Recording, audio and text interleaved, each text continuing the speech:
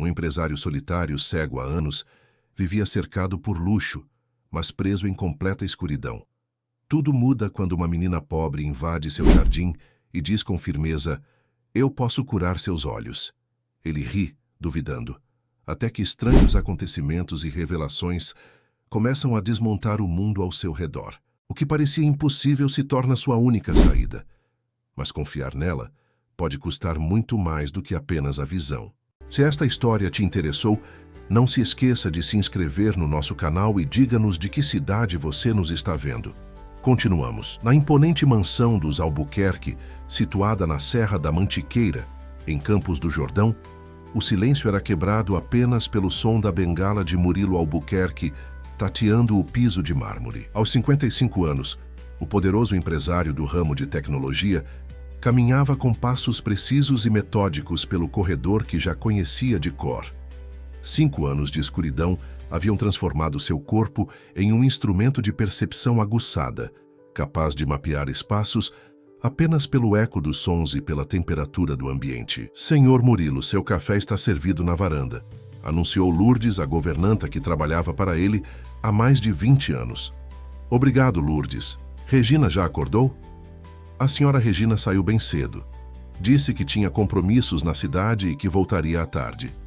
Murilo assentiu, sem demonstrar a pontada de desapontamento que sentiu. Era a terceira vez naquela semana que Regina, sua noiva, saía antes que pudessem tomar o café da manhã juntos, um ritual que, até alguns meses atrás, era sagrado para ambos.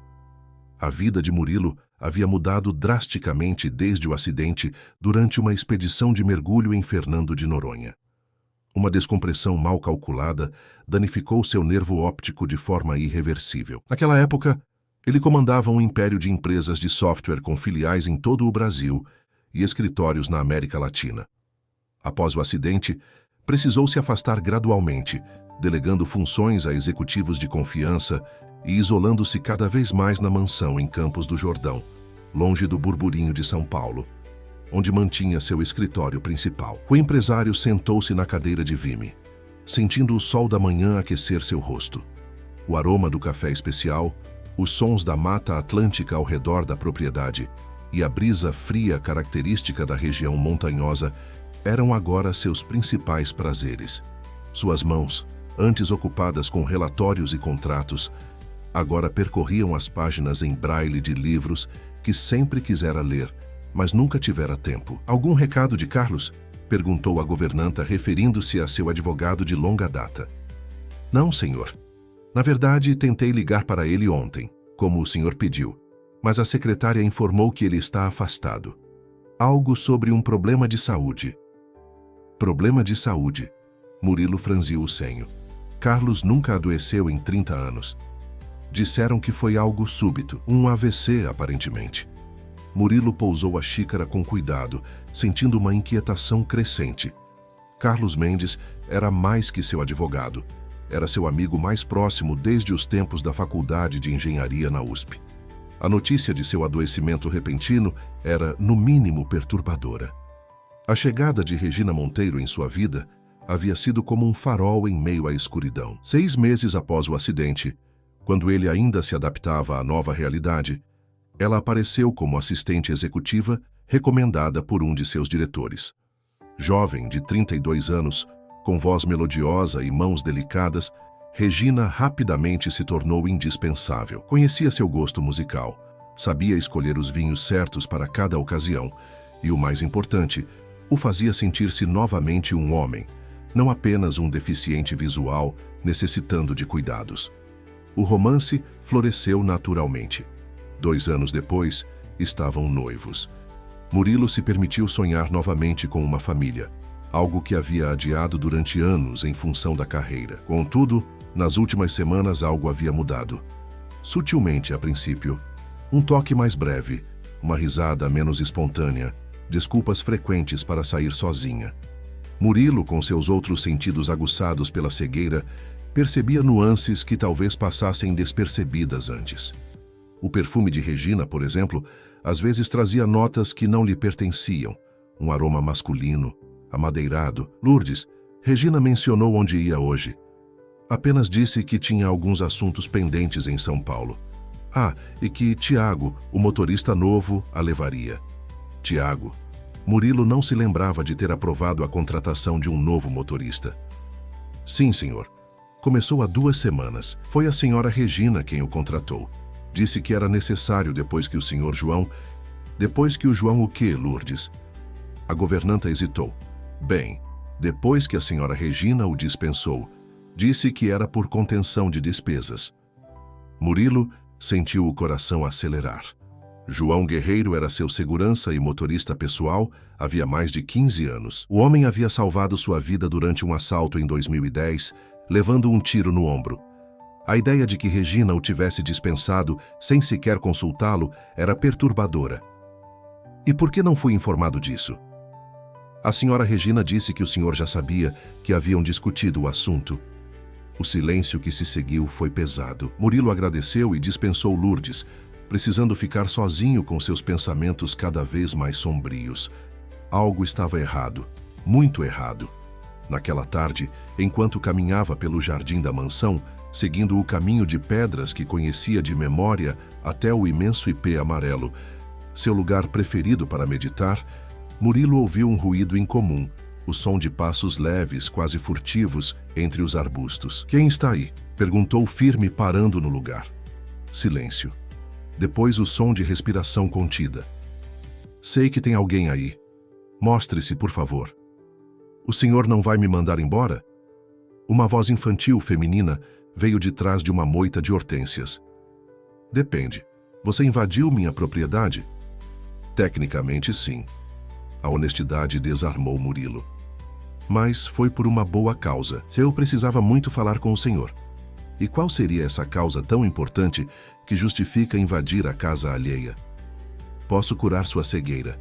Murilo não pôde conter um riso amargo. Menina, os melhores médicos do mundo já tentaram. Não existe cura para o meu tipo de lesão. Os melhores médicos segundo quem? A voz agora estava mais próxima. Meu pai é o melhor oftalmologista do Brasil, só que ninguém dá oportunidade para ele mostrar isso. Algo na convicção daquela voz jovem capturou a atenção de Murilo. Não era a primeira vez que alguém prometia milagres. Charlatães de todo tipo haviam surgido quando a notícia de sua condição, e principalmente de sua fortuna, se espalhou. Mas havia algo diferente nesta abordagem. Como você se chama? Júlia Santana, tenho 11 anos e meu pai é o Dr. Cláudio Santana. E onde está seu pai agora, Júlia? Trabalhando, ele conserta computadores num shopping em São Paulo durante o dia. Mas à noite e nos fins de semana, ele continua suas pesquisas. Ele desenvolveu um implante neural que pode restaurar a visão de pessoas como o senhor. Murilo sentiu-se simultaneamente intrigado e cético. E por que você, e não seu pai, veio falar comigo? Porque adultos não escutam outros adultos que parecem diferentes. O pai usa roupas velhas e fala de um jeito complicado. As pessoas importantes só olham para a aparência. Mas crianças sempre conseguem entrar em qualquer lugar e fazer as pessoas ouvirem. A sabedoria desconcertante da pequena Júlia deixou Murilo sem palavras. Havia algo na determinação daquela criança que o fazia querer saber mais. E como você soube da minha condição? Todo mundo em São Paulo conhece a história do gênio da tecnologia que ficou cego, respondeu Júlia com naturalidade. O senhor apareceu em muitas revistas. Meu pai coleciona os artigos sobre o senhor. Ele sempre diz que poderia ajudá-lo se tivesse uma chance. Murilo gesticulou em direção ao banco de madeira sob o ipê. Vamos nos sentar? Estou curioso para ouvir mais sobre esse seu pai milagroso. Nos minutos seguintes, Júlia contou a história de Dr. Cláudio Santana, um oftalmologista brilhante que havia se formado com honras na Unifesp e desenvolvido pesquisas promissoras no campo da neurooftalmologia. No entanto, suas ideias inovadoras, que priorizavam tratamentos acessíveis em vez de procedimentos caros e elitistas, foram sistematicamente rejeitadas por instituições médicas e investidores. Depois que mamãe se foi 3 anos atrás, tivemos que vender nosso apartamento para pagar as dívidas do hospital. Agora moramos numa kitnet em Santana. Mas o pai não desistiu das pesquisas. No nosso banheiro, ele montou um mini laboratório. É pequeno, mas ele conseguiu desenvolver protótipos do implante. E esses protótipos funcionam? Perguntou Murilo, ainda cético, mas intrigado pela história. Sim, ele testou em 3 pessoas até agora. Um senhor que ficou cego por causa de diabetes, uma moça que sofreu um acidente de carro e um menino que nasceu com um problema genético. Os 3 conseguiram recuperar parte da visão. E por que isso não está nos jornais? Seria uma revolução na medicina. Júlia suspirou como se carregasse um peso muito grande para seus poucos anos. Porque ninguém acredita em médicos que trabalham em banheiros, senhor Murilo. Quando o pai tenta publicar suas descobertas, as revistas médicas pedem credenciais de instituições ou hospitais. Quando tenta apresentar nas conferências, pedem taxas de inscrição que não podemos pagar. A conversa foi interrompida pelo som de passos aproximando-se. Júlia levantou-se de um salto. É a sua esposa chegando. Não conte sobre mim, por favor. Posso voltar amanhã? Trago os artigos do meu pai e as gravações dos pacientes. Antes que Murilo pudesse corrigir que Regina era sua noiva, não esposa, ou mesmo responder à pergunta, Júlia já havia desaparecido entre os arbustos. O empresário ficou sentado, processando aquele encontro surreal, quando ouviu a voz de Regina se aproximando. Murilo? O que faz aqui sozinho? Apenas aproveitando o sol da tarde, respondeu, tentando manter a voz casual. Como foi seu dia em São Paulo? Cansativo. Muitas lojas, muitas provas de vestido, mas valeu a pena. Encontrei o modelo perfeito para o nosso casamento. Regina sentou-se ao seu lado, tomando suas mãos. Seu perfume estava diferente, mais intenso, como se recém-aplicado, e havia algo em sua voz. Uma nota aguda de nervosismo que Murilo conhecia bem, dos tempos em que negociava com executivos que escondiam algo. O casamento está mesmo marcado para setembro? Perguntou ele, aparentemente despreocupado. Claro, meu amor. Por quê? Está tendo dúvidas? O tom dela oscilou entre preocupação e irritação. Nenhuma. Só estava pensando se deveríamos adiar um pouco, talvez até eu passar por uma nova avaliação médica. Regina ficou tensa ao seu lado. Murilo, já discutimos isso. Os médicos foram claros. Não há tratamento para o seu caso. Por que se submeter a mais frustrações? E se houvesse algo novo? Uma pesquisa experimental, talvez? De onde vem isso agora? O tom dela era quase acusatório. Alguém andou enchendo sua cabeça com falsas esperanças? Murilo decidiu mudar de assunto, percebendo que havia tocado em um ponto sensível. Lourdes me disse que João foi dispensado. Houve uma pausa longa antes da resposta de Regina. Ah, isso. Sim, precisei tomar essa decisão.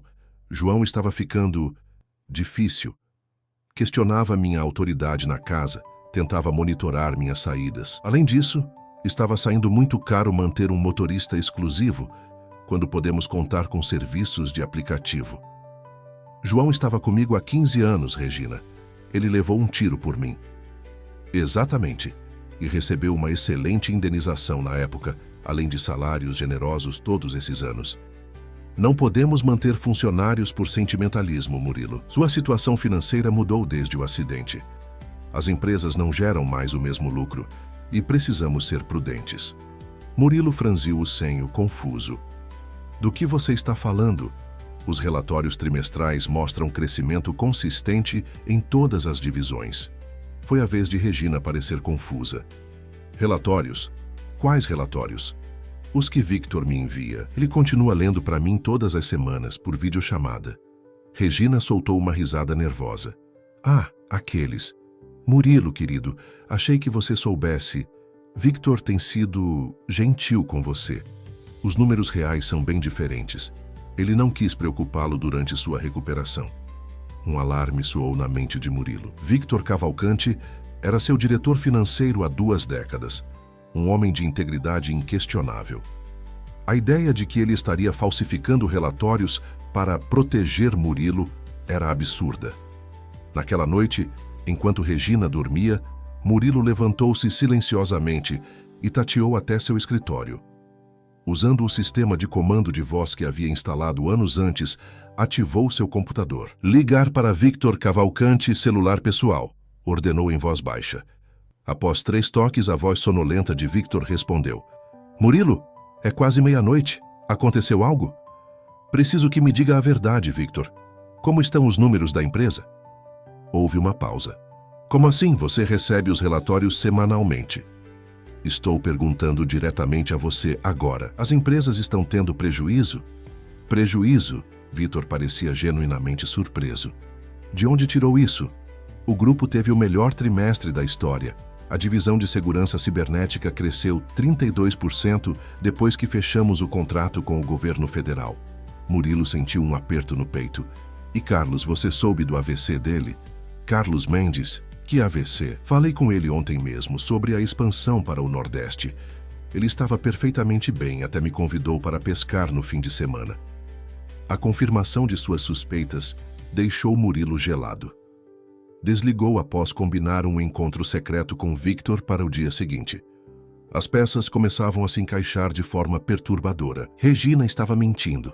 Sobre Carlos, sobre as empresas, sobre os motivos para demitir João. Por quê? O que mais estaria escondendo?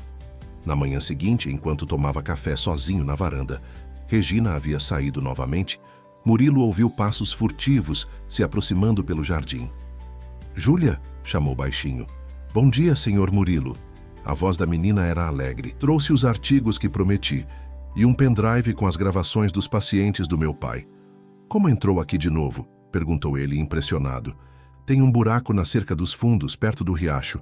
Ninguém nunca conserta. Havia orgulho em sua voz. Trouxe também meu tablet. Posso ler os artigos para o senhor, se quiser.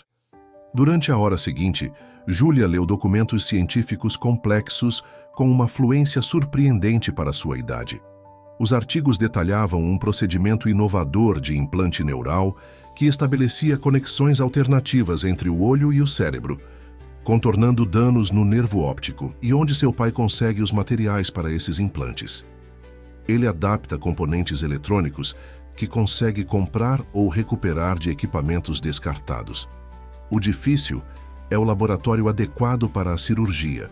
Por isso, ele só conseguiu ajudar 3 pessoas até agora.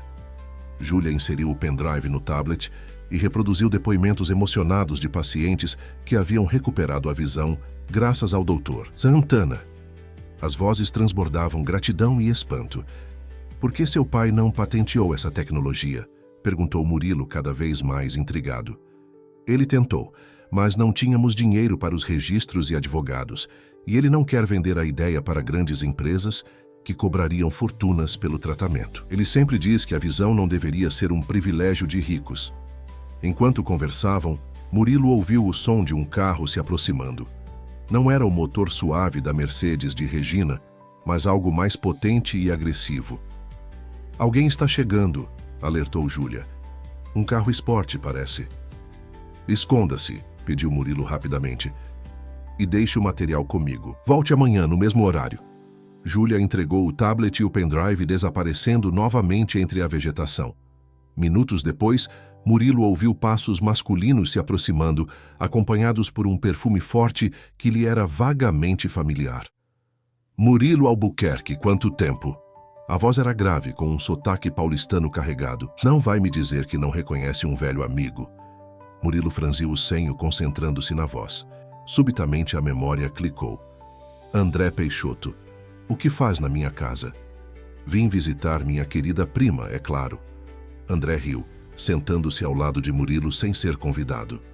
Regina e eu sempre fomos próximos, você sabe. Primos de primeiro grau, crescemos praticamente como irmãos.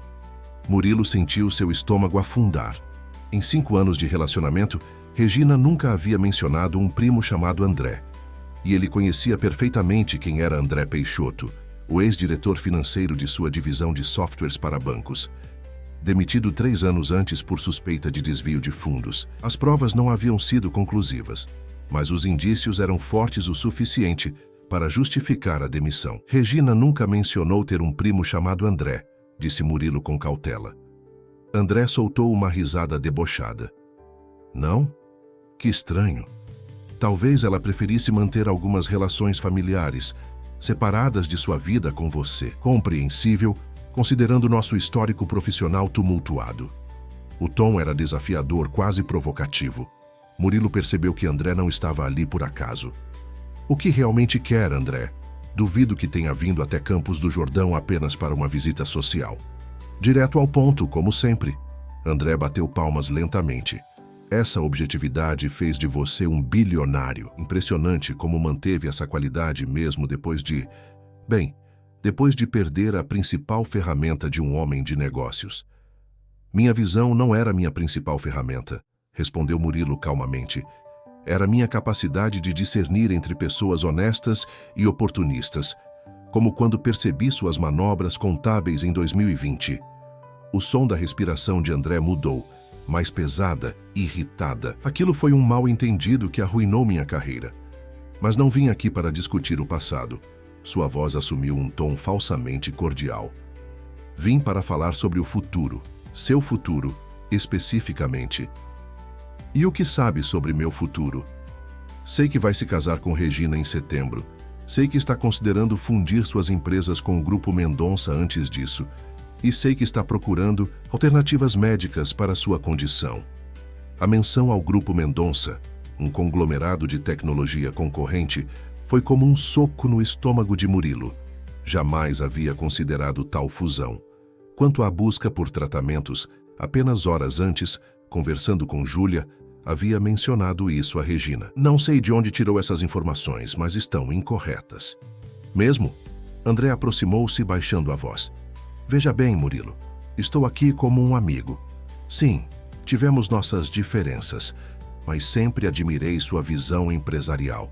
Regina pode estar influenciada por certos interesses. Que interesses seriam esses? Murilo tentava manter a calma, enquanto sua mente conectava os pontos rapidamente. O Grupo Mendonça não quer uma fusão, Murilo. Eles querem uma aquisição hostil. E adivinha quem está intermediando o negócio? Seu querido amigo e advogado, Carlos Mendes. Carlos jamais faria isso. Não? André soltou uma risada seca. As pessoas mudam quando o preço é certo. E o Grupo Mendonça tem muito dinheiro para investir. A conversa foi interrompida pelo som de outro carro chegando. André levantou-se imediatamente. Essa deve ser Regina voltando. Não mencione nossa conversa, Murilo. Estou realmente tentando ajudá-lo. Pense nisso. Quem tem mais a ganhar se você permanecer dependente? Sem esperar resposta, André afastou-se rapidamente. Contornando a casa em direção à garagem dos fundos, onde provavelmente havia estacionado seu carro para não ser visto da entrada principal. Minutos depois, Regina apareceu no jardim carregando sacolas de compras. Seu sorriso era perceptível em sua voz quando se aproximou para beijar a testa de Murilo. Passei o dia todo procurando o presente perfeito para você, disse ela animada. Sei que não pode ver, mas encomendei um relógio suíço, personalizado com marcações em braille. É lindo, elegante e prático. Murilo forçou um sorriso, tentando disfarçar a tempestade de dúvidas em sua mente. Obrigado, querida. Não precisava se incomodar. Não é incômodo quando se ama alguém. Ela sentou-se ao seu lado, apoiando a cabeça em seu ombro. O que fez hoje? Ficou aqui sozinho o tempo todo? A pergunta parecia inocente, mas Murilo percebeu o tom investigativo. Estaria ela verificando se alguém o havia visitado? Sim, apenas meditando e ouvindo os pássaros. Lourdes trouxe meu almoço aqui fora. Fez uma pausa calculada. A propósito, recebi uma ligação interessante hoje. Regina endireitou-se, sua postura mudando. De quem? Carlos Mendes. Aparentemente não sofreu AVC nenhum. Estranho, não é? O silêncio que se seguiu foi revelador. Regina pigarreou antes de responder. Que alívio! Deve ter sido um mal-entendido da secretária dele quando liguei. Você sabe como essas recepcionistas às vezes confundem as informações. Sim, deve ter sido isso, concordou Murilo, fingindo acreditar. Ele mencionou algo sobre uma possível fusão com o Grupo Mendonça. Conhece alguém de lá? A respiração de Regina tornou-se levemente mais acelerada. Não pessoalmente, sei que são seus concorrentes. Por que Carlos falaria sobre isso? Não sei, achei curioso. Murilo deu de ombros, como se o assunto não fosse importante. Vou entrar, estou um pouco cansado. Durante o jantar naquela noite, Murilo percebeu que Regina enviava mensagens constantemente. O som discreto do teclado virtual denunciando sua atividade. Ela parecia nervosa, com respostas curtas e distraídas às tentativas de conversa. Depois que Regina adormeceu, Murilo levantou-se silenciosamente. Com cuidado, Tateou até encontrar a bolsa dela no sofá do quarto. Sentindo-se culpado, mas determinado, pegou o celular de Regina. Sem poder ver a tela, sua única opção era tentar usar o comando de voz. Afastou-se para o banheiro, fechou a porta e, sussurrando, tentou ativar o assistente virtual. Ler últimas mensagens, ordenou em voz baixíssima. Para sua surpresa, o telefone estava desbloqueado. O assistente virtual respondeu prontamente. Últimas mensagens de André, ele sabe. Mencionou a fusão com o Grupo Mendonça. Também disse que falou com Carlos hoje. Precisamos acelerar o plano. A garota já apareceu? Murilo sentiu o sangue gelar. Que garota! Júlia, como saberiam sobre ela? Antes que pudesse ouvir mais, percebeu movimento no quarto.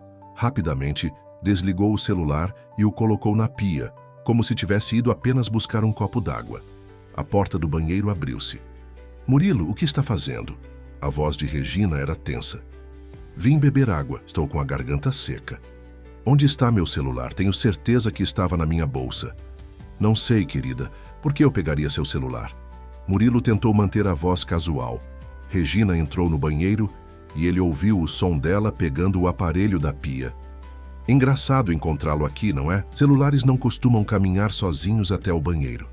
Regina, Não! Ela cortou, sua voz agora fria e controlada. Não minta para mim, Murilo.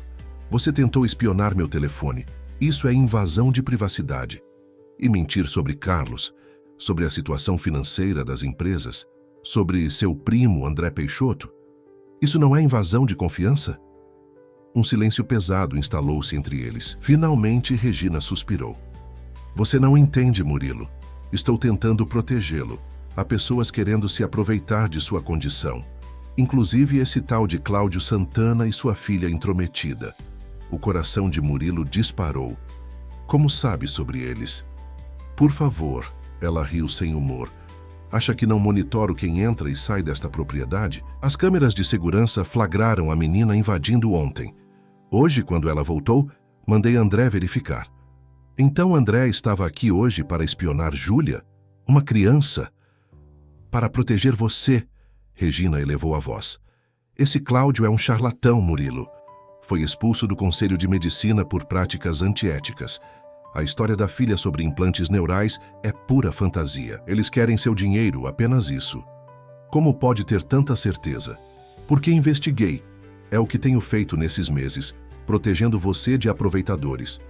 Carlos concordou que precisávamos filtrar quem tinha acesso a você.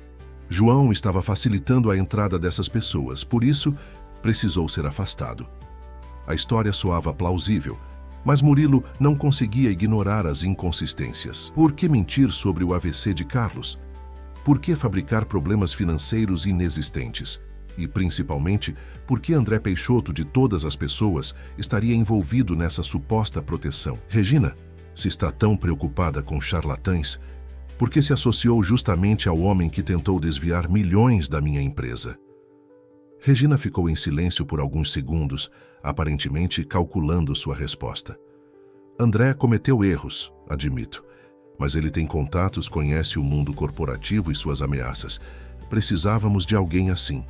Precisávamos. Quem é nós, Regina? Eu e você, é claro. Ela respondeu rapidamente. Olha, está tarde. Vamos dormir e conversamos melhor amanhã com calma. Murilo percebeu que não obteria mais respostas naquela noite. Concordou silenciosamente, retornando para a cama com a mente em turbilhão. Uma coisa estava clara. Precisava falar com Lourdes e descobrir como entrar em contato com João Guerreiro o quanto antes. E, principalmente, precisava garantir que Júlia e seu pai estivessem protegidos. Na manhã seguinte, Murilo fingiu dormir, enquanto Regina se preparava para sair. Ela se movimentava com pressa pelo quarto, falando ao telefone em voz baixa. Ele conseguiu captar apenas fragmentos da conversa. Amanhã, documentos, transferência.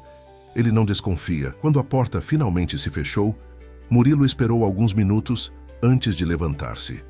Precisava agir rapidamente. Usando o sistema de comando de voz, ligou para Victor. Preciso que venha à mansão hoje com urgência, disse assim que o diretor financeiro atendeu. E não comente com ninguém, especialmente com Regina ou Carlos. Aconteceu algo grave, Murilo? Mais do que imagina. Traga os contratos sociais das empresas e os relatórios financeiros dos últimos 6 meses. Os originais, não cópias. Desligou e chamou por Lourdes. A governanta apareceu prontamente, sua voz traindo preocupação. O senhor parece abatido. Está se sentindo bem? Lourdes, preciso de sua ajuda. Você trabalha comigo há mais tempo que qualquer pessoa nesta casa. Confio em você. Preciso que entre em contato com João Guerreiro imediatamente. A governanta hesitou. Senhora Regina, deixou ordens expressas para não mencionarmos o nome dele, senhor.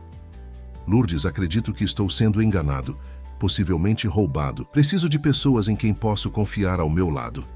Após um momento de silêncio, Lourdes respondeu com determinação. Tenho o número dele. Na verdade, João tem me ligado quase toda semana para saber como o senhor está. Ele nunca acreditou na história da demissão por contenção de despesas. O que quer dizer?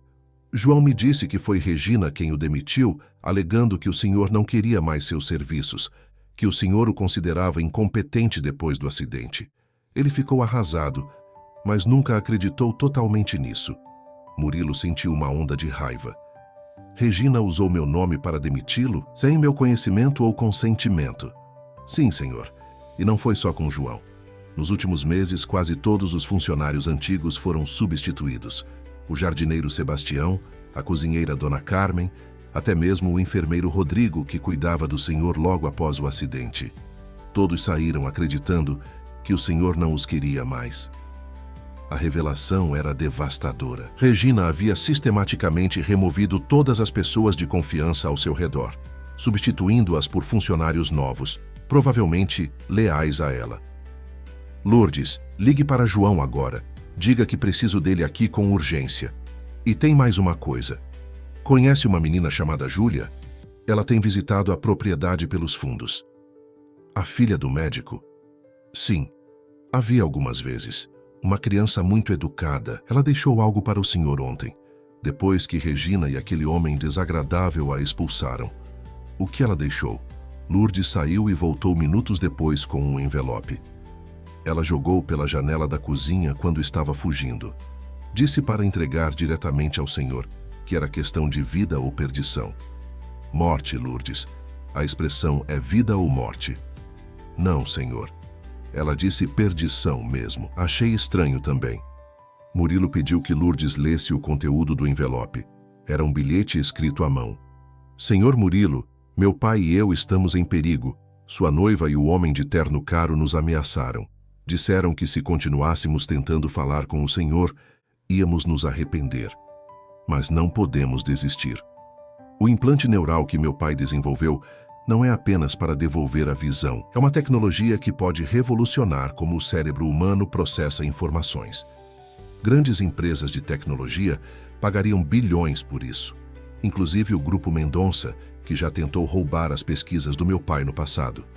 Por favor, nos encontre amanhã às 15 no Capril do Bosque, na cidade. Venha com alguém de confiança. Papai levará toda a documentação e os protótipos. PS. Cuidado com quem está próximo, nem todos são o que parecem. Murilo ficou em silêncio, processando as informações. O quebra-cabeça começava a fazer sentido. Não era apenas sobre seu dinheiro ou suas empresas, era sobre a tecnologia do Dr. Santana, algo potencialmente revolucionário. Regina e André deviam estar trabalhando para o Grupo Mendonça, usando Murilo como ponte para chegar até o médico e sua invenção. As horas seguintes foram de intensa atividade. Victor chegou com os documentos solicitados e, junto com Lourdes, ajudou Murilo a compreender a extensão da trama. Descobriram que, nos últimos meses, Regina havia conseguido procuração para representar Murilo em diversas transações financeiras. Contratos estavam sendo preparados para transferir o controle de suas principais empresas para uma holding recém-criada, da qual Regina seria a principal acionista. Isso é fraude explícita, disse Victor indignado. Ela falsificou sua assinatura em vários documentos. Com isso, conseguiu acesso a quase 30% de seus ativos. E Carlos? Como ele se encaixa nisso? Aparentemente, Carlos está sendo chantageado, explicou Victor. Encontrei e-mails sugerindo que André Peixoto obteve informações comprometedoras sobre o filho de Carlos, que trabalha no exterior. Eles ameaçaram arruinar a carreira do rapaz se Carlos não cooperasse. João Guerreiro chegou no início da tarde, visivelmente emocionado por reencontrar seu antigo patrão. Após abraçar Murilo com força, confirmou as suspeitas. Comecei a desconfiar quando Regina trouxe André Peixoto para uma reunião 6 meses atrás. Eles não sabiam que eu o reconheceria, já que trabalhei na segurança corporativa antes de me tornar seu motorista pessoal.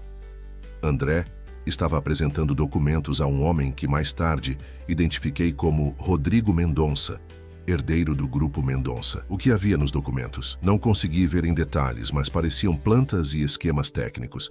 Na época, achei que fossem relacionados às suas empresas.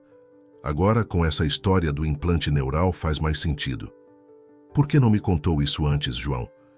Tentei, senhor, várias vezes, mas minhas ligações eram interceptadas. E quando finalmente consegui falar com o senhor, Regina estava sempre por perto controlando a conversa. Uma semana depois fui demitido. Murilo sentiu-se enganado, manipulado. A mulher que amava, em quem confiara completamente durante sua vulnerabilidade, havia traído sua confiança da pior maneira possível. Precisamos agir com cautela, advertiu Victor. Se Regina e André suspeitarem que descobrimos o plano, podem fazer algo drástico. Como assim? João pigarreou, desconfortável. Perdoe-me a franqueza, senhor Murilo, mas a única coisa que impede Regina de ter controle total sobre seu império é o senhor mesmo. Com os documentos que ela já tem, se algo acontecesse com o senhor, ela herdaria tudo, completou Murilo, sentindo um calafrio. Não exatamente, corrigiu Victor.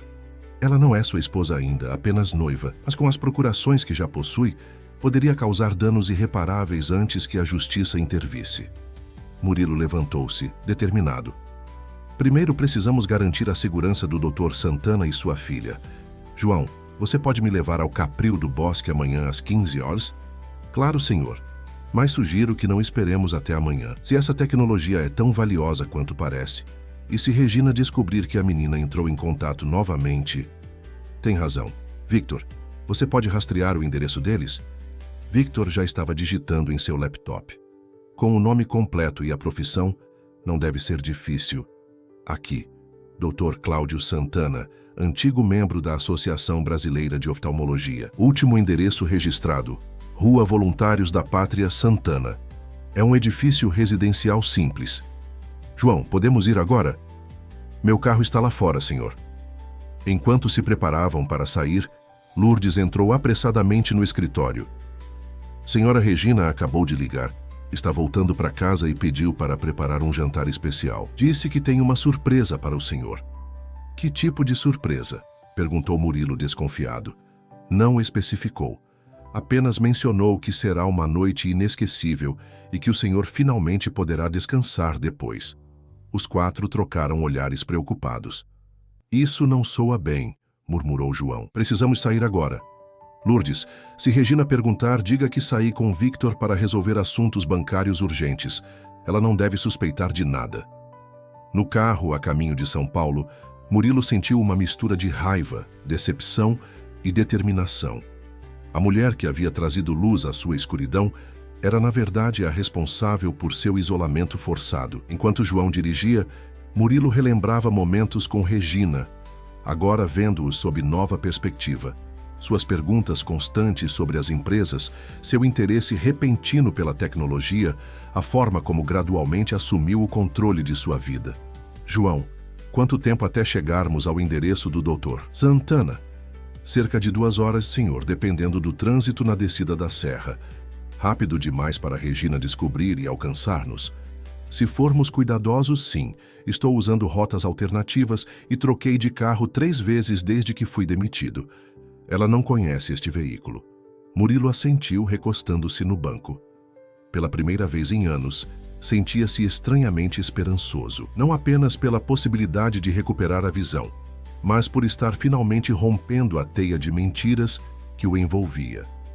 Victor, o que sabe sobre o Grupo Mendonça e seu interesse em tecnologia neural? Eles investiram pesado em inteligência artificial nos últimos anos.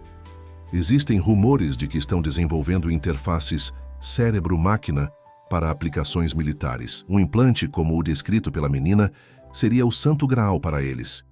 E valeria a pena toda essa conspiração? Bilhões, senhor Murilo. Não apenas pelo valor monetário, mas pelo poder estratégico. Quem controlar essa tecnologia definirá o futuro da interação humano-máquina. O carro seguia pela rodovia Fernão Dias, quando João notou algo pelo retrovisor. Senhor, acho que estamos sendo seguidos. Um SUV preto mantém a mesma distância há 20 minutos, fazendo todas as nossas mudanças de faixa. Consegue ver quem está dirigindo? Perguntou Murilo, sentindo a tensão crescer.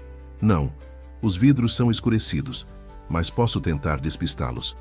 João acelerou, executando manobras habilidosas entre os carros. Victor segurava-se nervosamente ao assento, enquanto monitorava o veículo suspeito pelo espelho lateral. Eles estão acompanhando cada movimento. São profissionais, observou Victor. Vou sair na próxima saída e pegar estradas secundárias, decidiu João. Conheço bem esta região. Subitamente, o celular de Murilo tocou. O sistema Bluetooth do carro anunciou: chamada de Regina. Um silêncio tenso preencheu o veículo. Murilo fez sinal para que João reduzisse a velocidade para minimizar o ruído de fundo. Atenda, mas não mencione onde estamos ou com quem, sussurrou Victor. Murilo respirou fundo e aceitou a chamada. Olá, Regina. Murilo, onde você está? A voz dela soava estranhamente doce, mas com uma nota de ansiedade. Cheguei em casa e Lourdes disse que você saiu com Victor para resolver assuntos bancários. Que assuntos são esses que não podiam esperar? Apenas rotinas administrativas, querida. Victor mencionou algumas irregularidades que precisavam de minha assinatura pessoal. Entendo. Houve uma pausa. E por que não me avisou? Eu poderia ter ido com você, ajudado com a papelada. Foi de última hora. Não quis incomodá-la com burocracia. Você nunca me incomoda, meu amor. Outra pausa. A propósito, onde exatamente vocês estão? Posso encontrá-los para jantarmos juntos depois.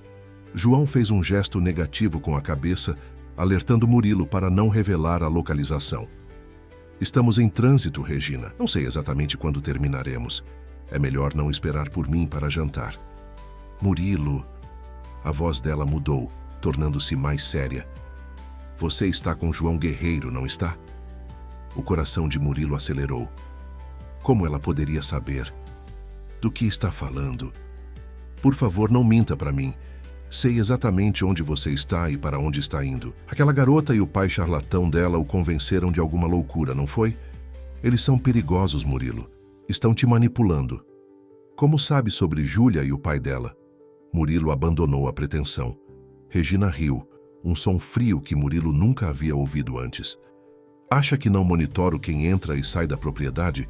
As câmeras flagraram todas as visitas dela. E sei exatamente o que aquele médico desqualificado anda prometendo. Milagres não existem, Murilo. Ele vai pegar seu dinheiro e desaparecer. Assim como você está fazendo? Silêncio do outro lado da linha. Sei de tudo, Regina. Sobre André Peixoto, sobre as procurações falsificadas, sobre o Grupo Mendonça. Acabou. Quando Regina falou novamente, sua voz estava calma, calculista. Você não entende o que está em jogo, Murilo. Isso é muito maior que nós dois. Volta para casa agora e podemos resolver isso. Ainda posso protegê-lo. Proteger-me? De que exatamente? Da única pessoa que genuinamente pode me ajudar. Aquele implante neural não é o que você pensa, sibilou Regina. É perigoso, houve problemas com os testes anteriores, informações que a garotinha convenientemente omitiu. Que tipo de problemas? O tipo que não permite que as pessoas contem a história completa depois. Volte para casa, Murilo. É sua última chance. A ameaça era explícita agora. Murilo desligou sem responder, o coração batendo acelerado. Ela sabe onde estamos, disse ele aos outros. E, pelo jeito, aquele SUV pertence a ela ou André. João acelerou, virando bruscamente em uma saída não sinalizada. Conheço um caminho alternativo. Vai demorar mais, mas é menos previsível. Enquanto serpenteavam por estradas secundárias, Murilo tentava processar tudo. Regina havia mencionado problemas com os testes anteriores. Estaria mentindo para assustá-lo? Ou havia algo que Júlia não contara? Após quase 1 hora de desvios, João finalmente anunciou: "Acho que os despistamos. Estamos chegando a São Paulo e não vejo mais o SUV." Chegaram ao bairro de Santana pouco depois, localizando o edifício modesto onde Júlia e seu pai moravam. Era um prédio antigo de 4 andares, sem elevador. Victor ajudou a guiar Murilo pelas escadas até o 3º andar. Ao baterem na porta do apartamento 32, não houve resposta. João bateu novamente, mais forte. "Doutor Santana? Júlia? Sou João Guerreiro. Estou com Murilo Albuquerque." Silêncio. Victor tentou olhar pela janela lateral, mas as cortinas estavam fechadas. "Algo está errado", murmurou João. "Permita-me, senhor." Com habilidade surpreendente, o ex-segurança manipulou a fechadura, abrindo a porta em segundos. O apartamento estava vazio, mas não abandonado. Havia sinais de saída apressada, gavetas abertas, roupas espalhadas, equipamentos eletrônicos ainda conectados às tomadas. "Eles saíram com pressa", observou Victor, examinando o ambiente. "Há comida ainda no prato sobre a mesa, quente." "Estiveram aqui há poucos minutos", concluiu João. "Talvez tenham nos visto chegando e fugiram. Ou foram alertados", sugeriu Murilo, pensando na ligação de Regina. João investigava o pequeno laboratório improvisado no banheiro, como Júlia havia descrito. Impressionante o que ele conseguiu montar aqui com recursos limitados. Há esquemas, protótipos. Este homem é um gênio. Victor, que examinava a mesa do computador, chamou-os com urgência. "Encontrei algo. Um bilhete deixado sob o teclado." Ele leu em voz alta. "Senhor Albuquerque, se está lendo isto, conseguimos escapar a tempo. Fomos alertados sobre pessoas perigosas vindo atrás de nós. O plano original mudou. Nos encontraremos no local alternativo que Júlia mencionou. A tecnologia está segura conosco. Confie apenas em quem sempre esteve ao seu lado antes da escuridão. Dr. CS." "Local alternativo?" repetiu Murilo, confuso. Júlia não mencionou nenhum local alternativo além do Capril do Bosque. "E sobre confiar em quem esteve ao seu lado antes da escuridão", acrescentou João. "Quem seria?" "Você, João, e Victor. Vocês dois são os únicos daquela época que ainda estão comigo. Carlos também, mas ele está sendo manipulado." Victor continuava examinando o apartamento. "Encontrei outra coisa, uma fotografia antiga." Ele descreveu a imagem. "Mostra o Dr. Santana mais jovem ao lado de um homem de terno. Esperem. Conheço esse rosto." "Quem é?" perguntou Murilo ansioso. "É Rodrigo Mendonça, o atual CEO do Grupo Mendonça." "O quê? O médico e Mendonça se conheciam?" "Aparentemente sim, e pela postura na foto parecem amigos próximos, não adversários." A revelação complicava ainda mais o quebra-cabeça. Se o Dr. Santana e Rodrigo Mendonça tinham uma conexão, o que isso significava para a narrativa de Júlia? Estaria ela também mentindo? Parte de um jogo mais complexo? O som de passos na escada interrompeu seus pensamentos. João imediatamente assumiu postura defensiva, posicionando-se entre Murilo e a porta. "Rápido, para o quarto dos fundos", sussurrou, guiando Murilo enquanto Victor recolhia o bilhete e a fotografia. Os passos se aproximaram, parando em frente à porta aberta. Uma voz feminina, que não era de Júlia nem de Regina, chamou hesitante. "Olá, tem alguém aí?" João fez sinal para que permanecessem em silêncio. A mulher entrou cautelosamente no apartamento. "Sei que tem alguém aqui. Vim ajudar. Sou Márcia Santana, irmã do Cláudio." Victor e João trocaram olhares. Murilo tomou a decisão. "Estamos aqui", anunciou saindo do quarto com a ajuda de João. "Sou Murilo Albuquerque. Estou procurando seu irmão e sua sobrinha." A mulher suspirou aliviada. "Graças a Deus o encontrei.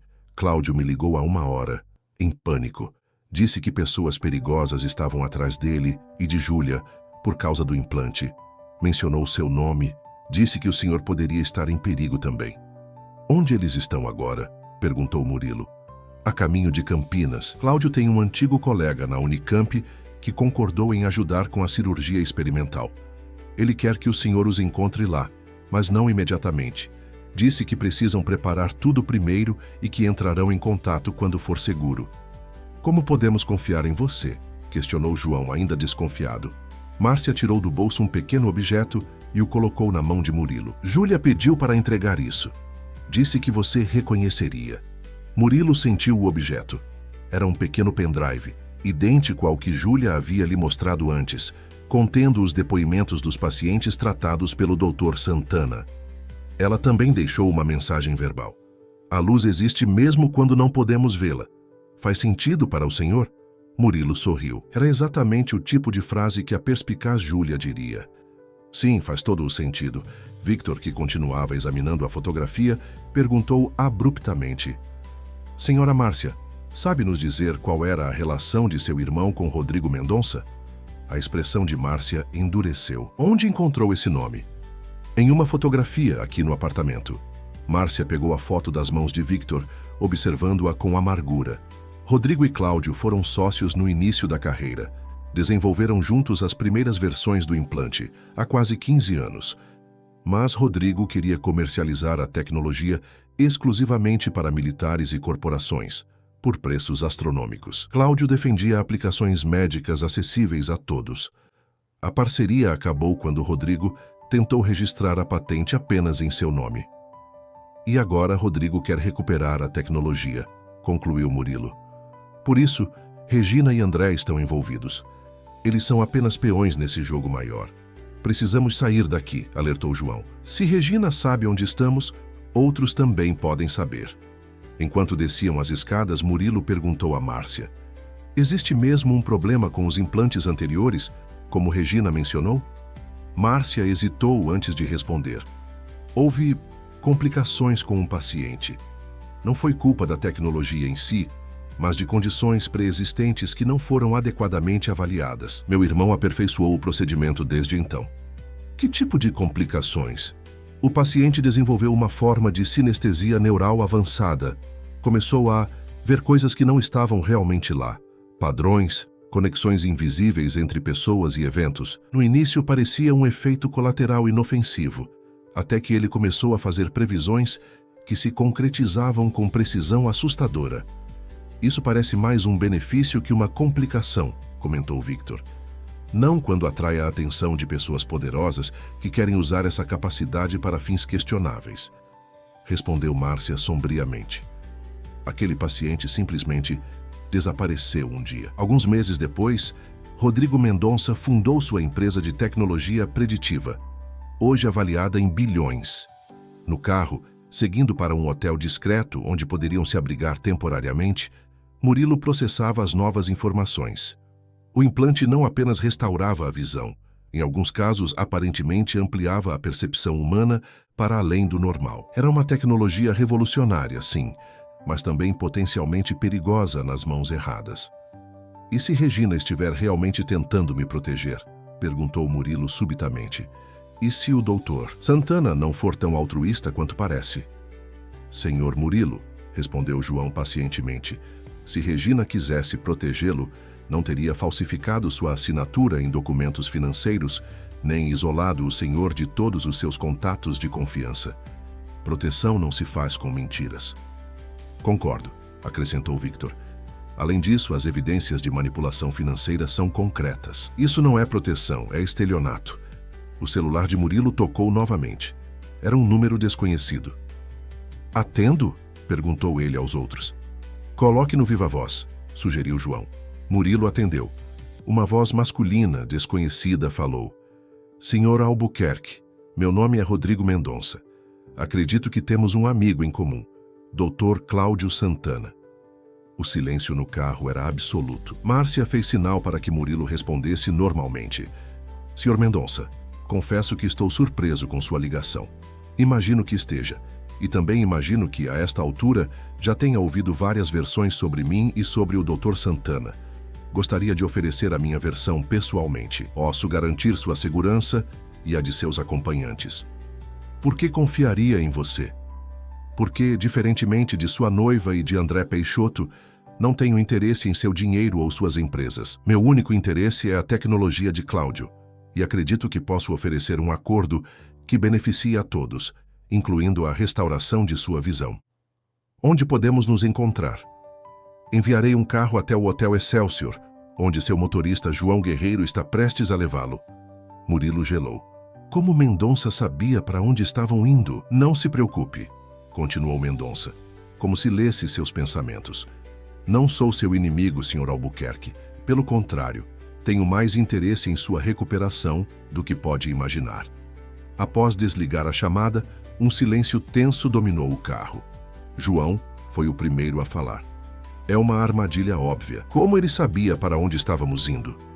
Talvez tenha rastreado seu celular, Sr. Murilo, sugeriu Victor. Ou talvez haja alguém informando Mendonça sobre nossos movimentos, completou Murilo, virando-se instintivamente na direção de Márcia. A mulher percebeu a suspeita imediata. Não me olhem assim. Acabei de conhecer vocês. Nem sabia que iriam para esse hotel. E como Rodrigo Mendonça conseguiu este número? Questionou João. É um celular novo que comprei há 2 semanas, registrado em nome de outra pessoa. Victor interveio. Se o implante neural é tão avançado quanto parece, talvez Mendonça tenha recursos tecnológicos além do nosso entendimento. Ou talvez a explicação seja mais simples, disse Murilo calmamente. Regina, ela sabe que estou com vocês e provavelmente está rastreando o GPS do carro de João. João bateu no volante frustrado. Droga, não pensei nisso. O sistema de navegação é conectado à central da fabricante. Não podemos ir ao Hotel Excelsior, decidiu Murilo. Nem podemos usar este carro por muito mais tempo. Conheço um lugar seguro, ofereceu Márcia, após um momento de hesitação. Uma chácara nos arredores de Campinas. Pertence a um amigo de Cláudio, outro médico que foi expulso do sistema por defender tratamentos acessíveis. Podemos ficar lá enquanto decidimos o próximo passo. Como sabemos que podemos confiar em você? Perguntou Victor diretamente. Márcia suspirou. Não sabem. Assim como eu, não sei se posso confiar em vocês. Mas sei que meu irmão e minha sobrinha estão em perigo. E o Sr. Albuquerque parece ser a única pessoa com recursos para ajudá-los. Estamos todos no mesmo barco agora. Murilo tomou uma decisão. Vamos para essa chácara. Mas antes, precisamos trocar de veículo e deixar nossos celulares para trás. João, conhece algum lugar onde possamos alugar um carro sem muita burocracia? Conheço um ex-colega da segurança que tem uma locadora nos fundos de um lava-jato. Não faz muitas perguntas, desde que o pagamento seja em dinheiro. 2 horas depois, em um carro alugado sem GPS ou sistema de rastreamento, o grupo seguia por estradas secundárias em direção a Campinas. Haviam deixado seus celulares em um ônibus interestadual com destino ao Rio de Janeiro. Uma ideia de João para despistar possíveis perseguidores. A chácara ficava em uma área rural isolada, cercada por plantações de cana-de-açúcar. Era uma propriedade modesta, com uma casa principal de 2 andares e algumas construções anexas. Quando chegaram, já era noite. Doutor, Américo? Chamou Márcia ao entrarem na casa aparentemente vazia. Sou eu, Márcia Santana. Um homem de aparência cansada, em seus 60 anos, apareceu de uma das portas laterais. Olhou com desconfiança para o grupo. Márcia não esperava mais ninguém além de Cláudio e a menina.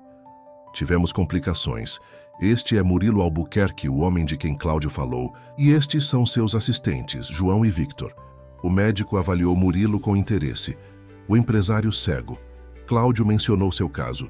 Uma lesão no nervo óptico, correto? Exatamente. Doutor Américo, onde estão Cláudio e Júlia? Ainda não chegaram. Combinamos que estariam aqui até o anoitecer. O médico consultou o relógio de pulso. Estou começando a ficar preocupado. A notícia era alarmante. Márcia imediatamente tentou ligar para o irmão em um telefone fixo da casa, mas não obteve resposta. Isso não é normal, disse ela, visivelmente tensa. Cláudio sempre atende quando sei que é uma emergência. Talvez estejam apenas atrasados, sugeriu o Dr. Américo sem muita convicção. A estrada que vem de São Paulo tem trechos sem sinal de celular. Ou talvez tenham sido interceptados, disse João, verbalizando o temor de todos. Murilo sentia-se impotente. Sem poder ver, dependia completamente dos outros para entender a situação e tomar decisões. Era uma sensação que detestava, a mesma que Regina havia explorado por anos. O que sabemos com certeza? Perguntou ele, tentando organizar os fatos. Sabemos que o Dr. Santana desenvolveu um implante neural revolucionário. Sabemos que seu ex-sócio, Rodrigo Mendonça, quer essa tecnologia. Sabemos que Regina e André Peixoto estão trabalhando para Mendonça, tentando manipular meus recursos e, aparentemente, localizar o Dr. Santana. Também sabemos que o implante pode ter efeitos além da restauração da visão, acrescentou Victor. Efeitos que interessam a pessoas poderosas. E sabemos que o Dr. Santana e Júlia estão desaparecidos, completou Márcia, a preocupação evidente em sua voz. Dr. Américo, que havia saído momentaneamente da sala, retornou com uma expressão grave. Recebi uma mensagem de Cláudio. Foi enviada há 2 horas para meu e-mail de emergência. Ele leu em voz alta. Fomos descobertos, RM sabe sobre a chácara. Mudaremos para o plano B. Diga a MA que ainda pode recuperar a visão, mas terá que confiar. A menina sabe o caminho. Plano B? Que plano B? Perguntou Murilo confuso. Márcia e Dr. Américo trocaram olhares preocupados. Cláudio sempre tem planos de contingência, explicou Márcia. Depois do que aconteceu com aquele paciente que sumiu, ele ficou paranoico. Criou rotas de fuga, identidades alternativas, locais seguros, mas nunca me contou os detalhes completos para minha própria proteção.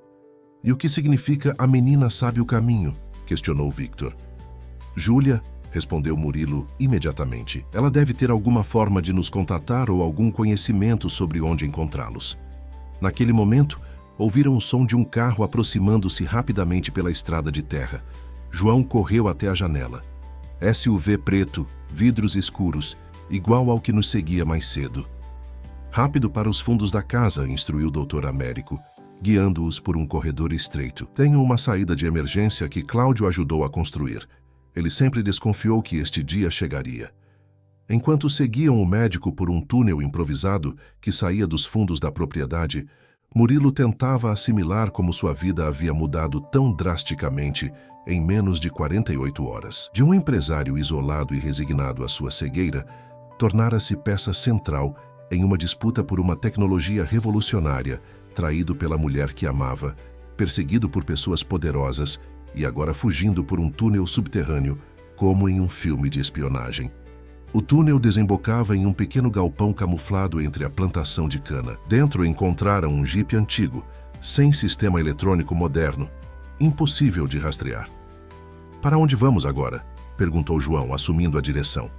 Para o único lugar onde Júlia se sentiria segura para nos contatar, respondeu Murilo subitamente. Minha mansão em Campos do Jordão, especificamente, o IP amarelo no jardim. Mas é justamente onde Regina nos procuraria primeiro, objetou Victor. Exatamente por isso é perfeito, explicou Murilo. É o último lugar onde esperariam que voltássemos.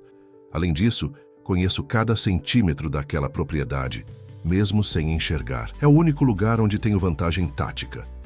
O jipe seguiu por estradas secundárias, evitando rodovias principais e pedágios com câmeras. O caminho seria longo, mas mais seguro. Durante a viagem, Murilo pediu que Márcia explicasse mais sobre o implante neural. O que torna essa tecnologia tão especial? Por que Mendonça a quer tanto? Márcia hesitou antes de responder. O implante não apenas restaura conexões nervosas danificadas. Ele cria novas conexões, mais eficientes que as originais. No caso da visão, isso significa não apenas enxergar novamente, mas potencialmente enxergar mais. Espectros de luz normalmente invisíveis ao olho humano. Padrões matemáticos subjacentes à realidade física. Até mesmo, alguns pacientes relataram conseguir visualizar emoções como cores ao redor das pessoas. Como auras? Perguntou Victor cético. Não exatamente. É mais como uma interpretação neural avançada de microexpressões faciais, alterações na circulação sanguínea, temperatura corporal e outros indicadores biológicos de estados emocionais. O cérebro humano já processa essas informações naturalmente, mas de forma subconsciente. O implante torna esse processamento consciente e visual. E o paciente que fazia previsões? Perguntou Murilo, intrigado. Aquele foi um caso único, uma combinação específica entre o implante e a neuroanatomia peculiar do paciente. Ele começou a identificar padrões causais que pessoas normais não conseguem perceber, como um jogador de xadrez que consegue prever 10 movimentos à frente, mas aplicado a eventos da vida real, baseado em milhares de variáveis invisíveis para os outros. E Mendonça sequestrou esse paciente para explorar essa capacidade, concluiu João. Presumimos que sim. Nunca conseguimos provar. O paciente simplesmente desapareceu. E 3 meses depois, Mendonça lançou um algoritmo de previsão de comportamento de mercado que revolucionou o mundo financeiro. A viagem durou quase toda a noite. Quando finalmente chegaram aos arredores de Campos do Jordão, o sol começava a nascer. Pararam em um posto de gasolina para descansar e planejar os próximos passos. Regina certamente tem a mansão vigiada, alertou João. Não podemos simplesmente entrar pela porta da frente. Não precisamos, respondeu Murilo. Júlia mencionou um buraco na cerca dos fundos, perto do riacho. Nunca foi consertado porque eu gostava da ideia de ter uma passagem secreta, caso precisasse escapar um dia. Irônico, não? Mesmo assim, precisamos ser extremamente cautelosos, disse Victor. Se formos capturados, perdemos qualquer vantagem que tenhamos. Enquanto discutiam estratégias, um funcionário do posto aproximou-se. Com licença, o senhor é Murilo Albuquerque? Todos ficaram tensos. João imediatamente se posicionou entre Murilo e o homem. Quem quer saber? Perguntou João em tom ameaçador. Uma garotinha deixou isso para ser entregue caso o senhor aparecesse, explicou o funcionário, entregando um envelope a João. Disse que era urgente. João inspecionou o envelope antes de entregá-lo a Murilo, que pediu a Victor que o abrisse e lesse. Senhor Murilo, leu Victor, estamos seguros, mas não podemos nos encontrar ainda. Meu pai iniciou os preparativos para o procedimento. Precisamos de equipamentos que só existem em um lugar, o laboratório secreto de Rodrigo Mendonça, em sua sede em São Paulo. Sei que parece loucura, mas precisamos infiltrar aquele edifício. Papai tem um plano, mas precisamos de sua ajuda. Nos encontre no Capril do Bosque às 15 horas, como combinamos originalmente. Venha apenas com quem confia completamente. PS. Regina e André foram detidos pela Polícia Federal. Alguém denunciou as fraudes financeiras. Não sei quem, mas agora o caminho está mais seguro. Júlia. Murilo ficou em silêncio, processando a informação. Se Regina e André realmente haviam sido presos, quem havia alertado as autoridades? E por que o Dr. Santana precisava de equipamentos do laboratório de seu rival? Pode ser uma armadilha, advertiu João. Como sabemos que foi realmente Júlia quem escreveu isso? Espere, disse Victor, examinando melhor o envelope.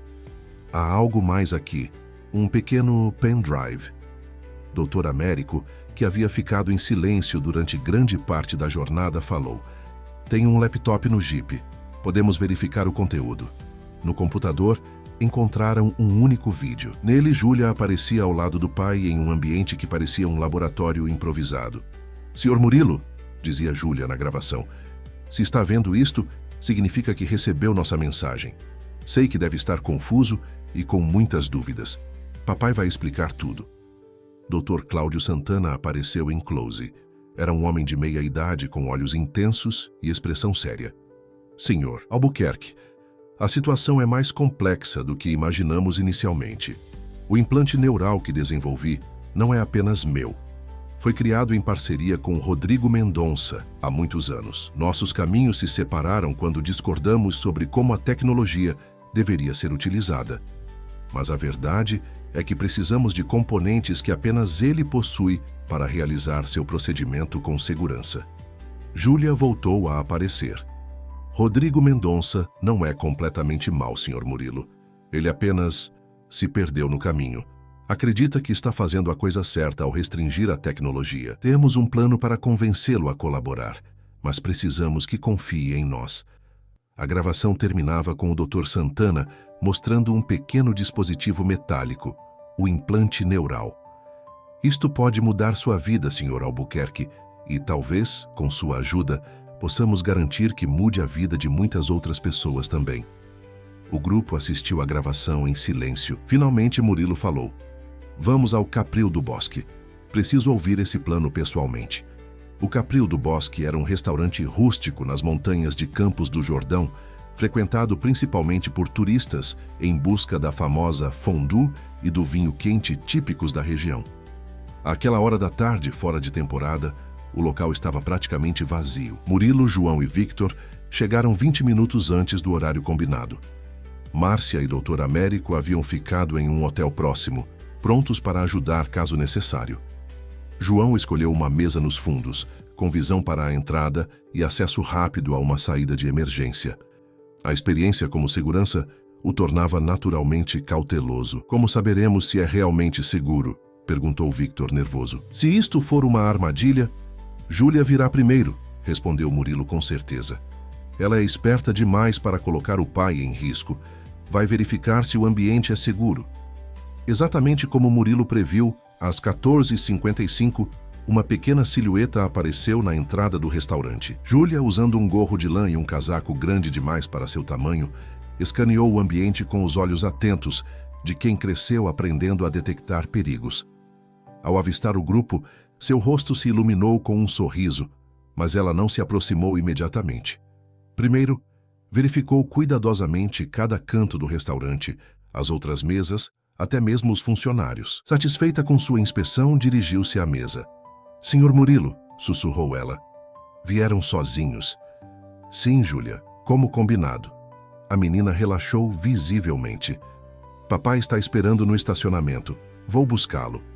2 minutos depois, Dr. Cláudio Santana sentou-se à mesa.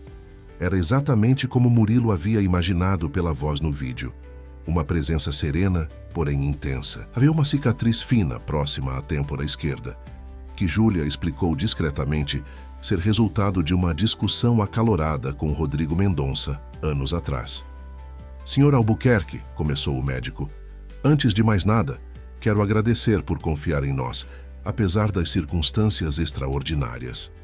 Na verdade, Dr. Santana, ainda estou decidindo se confio. Tudo o que sei até agora vem de sua filha, de sua irmã, e de um vídeo que pode facilmente ter sido feito sob coação. Compreensível, respondeu o médico sem se ofender. Em seu lugar, eu teria as mesmas dúvidas. O que posso fazer para conquistar sua confiança? Comece me contando toda a verdade, sem omissões desta vez. Dr. Santana suspirou profundamente. É justo. A verdade completa, então. Ele tomou um gole de água antes de continuar. Rodrigo Mendonça e eu fomos amigos na faculdade. Estudamos medicina juntos, mas ele logo migrou para a engenharia biomédica. Éramos brilhantes e ambiciosos. Juntos, desenvolvemos o conceito inicial do implante neural durante nosso doutorado. Nossa visão era revolucionar o tratamento de deficiências neurológicas, começando pela cegueira. O que deu errado? Perguntou Victor. Sucesso, paradoxalmente. Dr. Santana deu um sorriso amargo. Nosso primeiro protótipo funcionou melhor do que esperávamos. O paciente, um homem de 42 anos, cego havia 15 por conta de um acidente, não apenas recuperou a visão, ele começou a ver mais. Padrões, conexões, probabilidades estatísticas manifestadas visualmente. No início achamos que eram alucinações, efeitos colaterais que precisavam ser corrigidos, até que suas visões começaram a se concretizar. Ele predizia o futuro? Perguntou João, cético. Não exatamente. Ele visualizava cadeias de causalidade com precisão extraordinária. Como ver dominós caindo antes que o primeiro seja empurrado? Rodrigo ficou fascinado pelo potencial comercial. Queria patentear tudo imediatamente, focando não na restauração da visão, mas na ampliação cognitiva. Eu discordei. Acreditava que precisávamos entender completamente os efeitos antes de avançar. E o paciente? Perguntou Murilo. Dr. Santana abaixou a voz. Henrique Tavares, um homem simples, ex-professor de matemática. Quando percebeu o que estava acontecendo, ficou aterrorizado. Não queria ser uma cobaia, muito menos uma arma. Pediu para removermos o implante. Eu concordei. Rodrigo não. O que aconteceu com ele? Insistiu Murilo. Oficialmente, sofreu um acidente doméstico fatal. Caiu da escada de seu apartamento. Na realidade, nunca soube ao certo. Na noite anterior à cirurgia para remover o implante, Henrique desapareceu do hospital. 3 meses depois, Rodrigo lançou seu primeiro algoritmo preditivo e o Grupo Mendonça nasceu. Júlia, que estivera quieta até então, completou. Papai tentou denunciar. mas não tinha provas. Ninguém acreditaria que um paciente havia desenvolvido habilidades quase sobrenaturais de previsão, ou que Rodrigo Mendonça, já então um empresário respeitado, estaria envolvido em algo ilícito. Dr. Santana continuou: fui gradualmente expulso do meio acadêmico. Acusações de práticas antiéticas, experimentos não autorizados, falsificação de resultados, tudo orquestrado por Rodrigo para desacreditar qualquer acusação que eu pudesse fazer. Acabei na rua com uma filha pequena para criar, enquanto ele construía um império baseado em nossa tecnologia conjunta. E agora você quer que eu ajude a recuperar essa tecnologia? Perguntou Murilo. Não exatamente, quero sua ajuda para completá-la. Dr. Santana inclinou-se para a frente. O implante que posso oferecer a você restaurará sua visão, Sr. Albuquerque. Isso posso garantir. Mas para torná-lo verdadeiramente seguro, precisamos de componentes específicos que apenas Rodrigo possui. Supercondutores especiais que ele desenvolveu para a versão comercial do implante.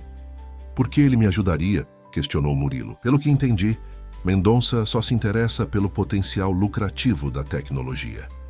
Porque você tem algo que ele quer desesperadamente, respondeu Dr. Santana. Minha fortuna? Minhas empresas? Não. Sua influência. Seu testemunho.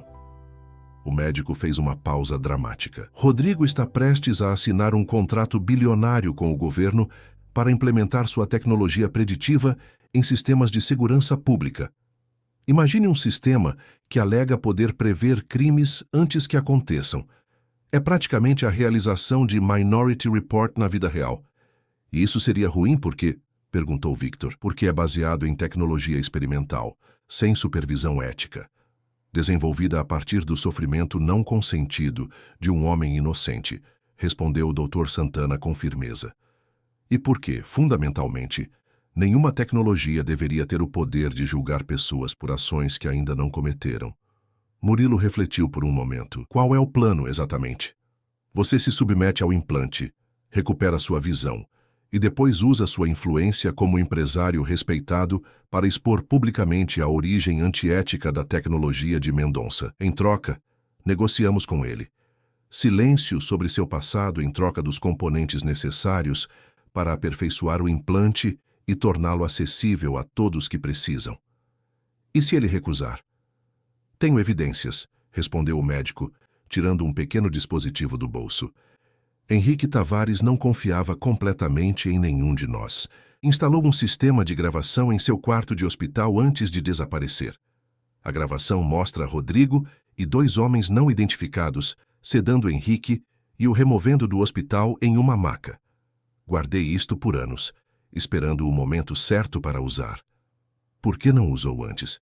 Porque sozinho sou apenas um médico desacreditado, possivelmente louco. Com você ao meu lado, um empresário bem-sucedido que recuperou a visão graças à tecnologia que Rodrigo tenta controlar exclusivamente, a história ganha credibilidade. Murilo ponderou a proposta. A possibilidade de recuperar a visão era tentadora, mas o envolvimento em uma disputa tão complexa e potencialmente perigosa o preocupava. E Regina? Qual era seu papel nisso tudo? Doutor Santana e Júlia trocaram olhares. Foi a menina quem respondeu. Regina Monteiro foi contratada por Rodrigo para se aproximar de você. No início, era apenas para monitorar suas atividades, garantir que você não entrasse em contato com outros especialistas em tecnologia neural. Mas quando soubemos de sua condição e tentamos contatá-lo, o plano dela mudou. Passou a isolar você ativamente, enquanto preparava a transferência de seus bens. Como sabem disso? Por quê? Respondeu o Dr. Santana. Antes de Regina trabalhar para Rodrigo, ela trabalhou brevemente comigo. Era assistente administrativa no hospital, onde desenvolvia os primeiros implantes. Conhecia o potencial da tecnologia e vendeu essa informação a Rodrigo. A revelação era impactante. Regina não era apenas uma oportunista, era parte de um plano muito mais elaborado e antigo. Se concordar em ajudar, continuou o médico, podemos realizar o procedimento ainda esta semana. Tenho um laboratório improvisado, mas adequado em Campinas.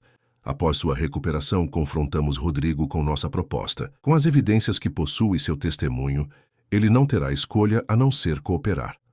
Murilo respirou fundo, considerando todas as implicações. Após 5 anos de escuridão, a possibilidade de enxergar novamente era irresistível. Mas havia riscos evidentes. E se eu desenvolver os mesmos efeitos colaterais que Henrique Tavares? Improvável, respondeu o Dr. Santana. Aperfeiçoei o implante desde então. Além disso, a configuração neural que permitiu aqueles efeitos era extremamente rara, uma combinação específica de conexões no córtex visual que Henrique possuía naturalmente. Uma em vários milhões. João, que estivera observando silenciosamente o restaurante durante toda a conversa, interrompeu subitamente. Temos companhia. Homem de terno na entrada, falando ao celular. Parece nervoso. Todos voltaram-se discretamente. O homem não parecia ter notado o grupo ainda, mas seu comportamento era suspeito. Precisamos ir, sussurrou o Dr. Santana. Meu carro está nos fundos. Espere, disse Murilo, tomando uma decisão. Farei o procedimento, mas com uma condição. Se funcionar, se eu recuperar minha visão, usarei minha influência não apenas para expor Rodrigo, mas para garantir que essa tecnologia se torne acessível a todos que precisam, sem patentes exclusivas, sem restrições elitistas. Um projeto global de código aberto. Dr. Santana sorriu pela primeira vez desde que começaram a conversa. Era exatamente o que eu esperava ouvir, Sr. Albuquerque. O grupo saiu discretamente pelos fundos do restaurante, sem ser notado pelo homem misterioso. No estacionamento, dividiram-se em 2 carros. Dr. Santana, Júlia e Murilo em um, João e Victor no outro. O destino. O laboratório improvisado em Campinas. Durante a viagem, Júlia conversou animadamente com Murilo, descrevendo com detalhes infantis mas precisos como o procedimento funcionaria. O implante é colocado através de uma microcirurgia minimamente invasiva. A parte mais complexa não é o procedimento em si, mas a calibragem posterior. O cérebro precisa aprender a interpretar os novos sinais. É como aprender a andar de bicicleta. No início parece impossível, depois se torna natural. Quanto tempo até que eu possa ver novamente? Perguntou Murilo. O processo de adaptação varia, respondeu o Dr. Santana do banco do motorista. Alguns pacientes relatam percepção de luz imediatamente após a cirurgia, formas e contornos em alguns dias. Visão completa, com cores e profundidade, geralmente leva de 2 a 3 semanas. No seu caso, como a lesão é relativamente recente e o córtex visual está intacto, pode ser mais rápido. 3 dias depois, em um ambiente cirúrgico improvisado, mas rigorosamente esterilizado, Murilo Albuquerque submeteu-se ao procedimento. A cirurgia durou 6 horas. Ao acordar da anestesia, a primeira sensação foi desorientadora. Não era a escuridão completa como estava acostumado, mas um borrão cinzento e luminoso. Está funcionando, sussurrou emocionado. Vejo luz. Dr. Santana, ao seu lado, ajustou algo no equipamento conectado ao implante. É apenas o começo. Nas próximas semanas, seu cérebro aprenderá a processar os novos sinais e a visão melhorará gradualmente. Nos dias que se seguiram, Murilo viveu uma montanha-russa de emoções. Momentos de euforia quando conseguia distinguir formas, alternados com frustração quando a visão voltava a ficar embaçada. Dr. Santana explicou que isso era normal. O cérebro estava recalibrando décadas de programação neural. No 10º dia após a cirurgia, aconteceu o que Dr. Santana chamou de momento eureka. Subitamente, como se um interruptor fosse acionado, o mundo ganhou foco. Não era uma visão perfeita ainda, mas Murilo podia distinguir rostos, objetos, até mesmo cores. O primeiro rosto que viu claramente foi o de Júlia. A menina estava sentada ao lado de sua cama, lendo um livro, quando Murilo exclamou: "Seu cabelo é cacheado." Júlia levantou os olhos confusa, até perceber o que havia acontecido. Seu sorriso iluminou o quarto. "Você consegue me ver, papai? Papai, ele consegue ver." Dr. Santana correu para o quarto acompanhado por João e Victor. Todos observaram emocionados, enquanto Murilo descrevia cada detalhe que conseguia distinguir. Era como um renascimento. Uma semana depois, com a visão ainda em processo de aprimoramento, mas já funcional, Murilo estava pronto para o próximo passo. O confronto com Rodrigo Mendonça. Contrariando as expectativas, foi Rodrigo quem fez o primeiro movimento. Uma manhã, enquanto o grupo tomava café na casa que haviam alugado em Campinas, uma limusine preta estacionou na frente. O próprio Rodrigo Mendonça desceu do veículo, sozinho e aparentemente desarmado. Dr. Santana, tenso, permitiu que ele entrasse. Rodrigo, um homem alto e elegante em seus 50 anos, analisou a sala com olhos perspicazes antes de fixá-los em Murilo. "Funcionou, não é?" perguntou sem cumprimentos. "Posso ver pela forma como seus olhos me seguem. Você consegue enxergar?" "Sim", respondeu Murilo simplesmente. "Graças ao Dr. Santana." "E graças à minha tecnologia, em parte", corrigiu Rodrigo. "Aquele implante contém elementos que desenvolvi." "Desenvolvemos", corrigiu o Dr. Santana. "Juntos." Rodrigo fez um gesto displicente com a mão. "Detalhes. Não vim aqui discutir o passado. Vim propor um futuro." "Que tipo de futuro?" perguntou Murilo cautelosamente. "Um onde todos ganham." Rodrigo sentou-se sem ser convidado. "Sei o que Cláudio provavelmente lhe contou. A história do pobre Henrique Tavares, do implante milagroso da minha suposta traição. O que ele provavelmente omitiu foi o perigo real daquela tecnologia nas mãos erradas." "E nas suas mãos seria diferente?" questionou Murilo. "Precisamente, porque entendo os riscos. Passei 15 anos aperfeiçoando-a, tornando-a segura." Rodrigo olhou diretamente para Dr. Santana.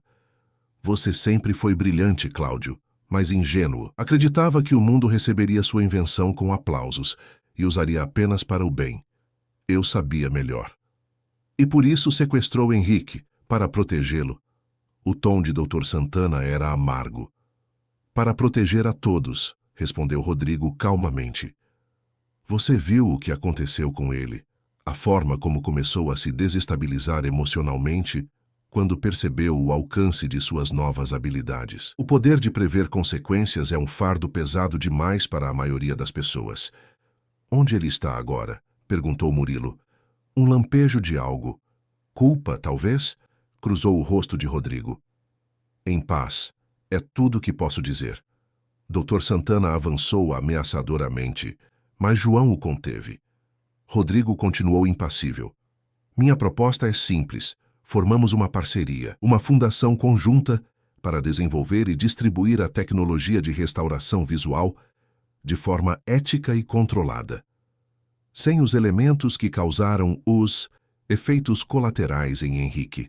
Em troca, vocês destroem as evidências que têm contra mim e o Sr. Albuquerque se torna o rosto público da fundação, o homem que recuperou a visão graças à nossa tecnologia inovadora." "E seu contrato com o governo para sistemas de previsão de crimes?" perguntou Murilo. Rodrigo pareceu genuinamente surpreso. "Impressionante. Você está bem informado." Ele considerou por um momento. "Posso redirecionar essa tecnologia para aplicações menos controversas. Previsão de desastres naturais, otimização de sistemas de saúde. Há muitas formas de usar o algoritmo sem os aspectos eticamente questionáveis." Murilo estudou o rosto de Rodrigo, algo que não poderia ter feito dias atrás. Havia sinceridade em sua expressão, ou era apenas mais uma manipulação? Uma coisa era certa. A proposta oferecia um caminho para tornar a tecnologia acessível a milhões de pessoas com deficiência visual no mundo todo. "Precisamos discutir os termos detalhadamente", respondeu finalmente. "Garantias legais, supervisão ética independente, preços acessíveis globalmente. Não é apenas sobre nós nesta sala. É sobre todas as pessoas que podem beneficiar-se desta tecnologia." Rodrigo sorriu, estendendo a mão. "Sabia que era um homem razoável, Sr. Albuquerque. Temos muito trabalho pela frente." 6 meses depois, a Fundação Luz Visível foi oficialmente inaugurada em São Paulo, com Murilo Albuquerque como presidente e os doutores Santana e Mendonça como diretores científicos. A organização estabeleceu centros de tratamento em 5 estados brasileiros, com planos de expansão internacional. A primeira paciente oficialmente tratada pela Fundação foi uma professora aposentada de Recife, cega havia 12 anos devido a complicações de diabetes. A imagem dela vendo o rosto de seus netos pela primeira vez em mais de uma década tornou-se símbolo do projeto. Regina e André Peixoto, após um acordo judicial, evitaram a prisão em troca de cooperação completa com as autoridades e restituição dos valores desviados.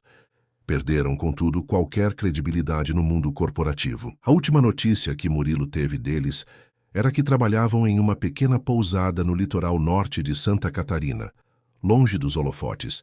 Quanto a Júlia, tornou-se presença constante na vida de Murilo. Sua inteligência extraordinária, combinada com sensibilidade rara, a transformou em uma espécie de sobrinha adotiva. Aos 14 anos, já participava de congressos médicos ao lado do pai, explicando com clareza surpreendente os aspectos técnicos do implante para plateias de especialistas.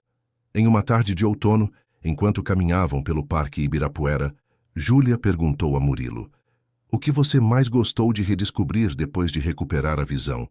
Murilo sorriu, observando as folhas douradas caindo das árvores. As cores do pôr do sol, a expressão nos olhos das pessoas quando falam sobre algo que amam, o movimento da água, mas principalmente... "O quê?" insistiu Júlia, curiosa. "A esperança nos olhos de cada paciente que tratamos. Aquele momento exato em que percebem que a escuridão acabou. Não há nada mais bonito no mundo." Júlia sorriu satisfeita com a resposta. Sabia que papai está desenvolvendo adaptações do implante para surdez profunda? E que Rodrigo encontrou aplicações para doenças neurodegenerativas? "Não me surpreende", respondeu Murilo. "Uma vez que começamos a realmente ver o potencial da tecnologia para o bem, as possibilidades são infinitas." A menina concordou entusiasticamente. "Como você sempre diz nas entrevistas, a verdadeira visão não está nos olhos, mas na coragem de ver onde muitos fingem não olhar." Murilo riu. "Estou me tornando previsível com essas frases?" "Um pouquinho", admitiu Júlia com uma careta marota. "Mas são frases bonitas e verdadeiras." Enquanto caminhavam de volta, Murilo refletiu sobre como sua vida havia mudado. A escuridão que um dia o aprisionara tornara-se a porta para uma jornada extraordinária. A traição que poderia tê-lo destruído acabou revelando aliados verdadeiros, e uma pequena invasora de propriedade, com sua determinação inabalável, transformara-se na luz que guiou seu caminho de volta à vida. "Sabe, Júlia", disse ele, observando o céu que começava a se tingir de laranja, "às vezes penso que perder a visão foi o que me permitiu realmente enxergar.